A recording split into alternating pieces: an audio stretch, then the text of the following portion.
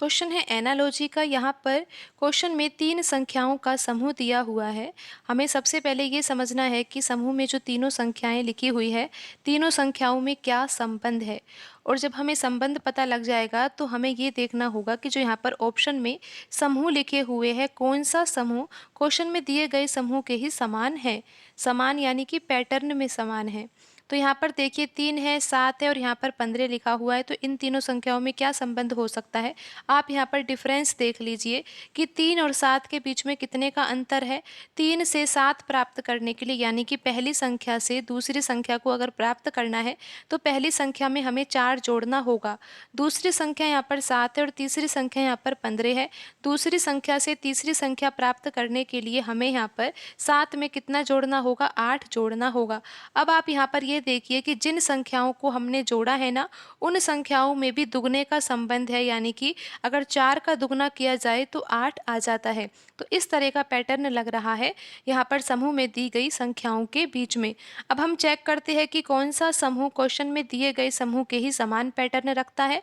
तो option A में 3 संख्याएं लिखी हुई है। आप देखिए 7 है, 12 है, 19 है। 7 से अगर 12 प्राप्त करना है तो हम 7 में 5 जोड़ेंगे और 12 से 19 प्राप्त करने के लिए हम 12 में 7 जोड़ेंगे। अब आप देखिए कि यहाँ पर जिन संख्याओं को जोड़ा है उन संख्याओं में दुगने का संबंध नहीं है। यहाँ पर 5 है, यहाँ पर 7 है, तो इन दोनों संख्याओं में दुगने का संबंध नहीं है।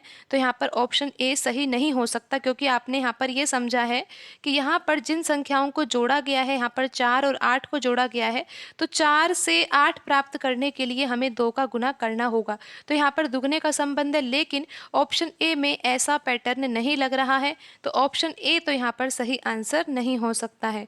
अब ऑप्शन बी की जांच करते हैं। ऑप्शन बी में आप देखिए कि डिफरेंस कितना है।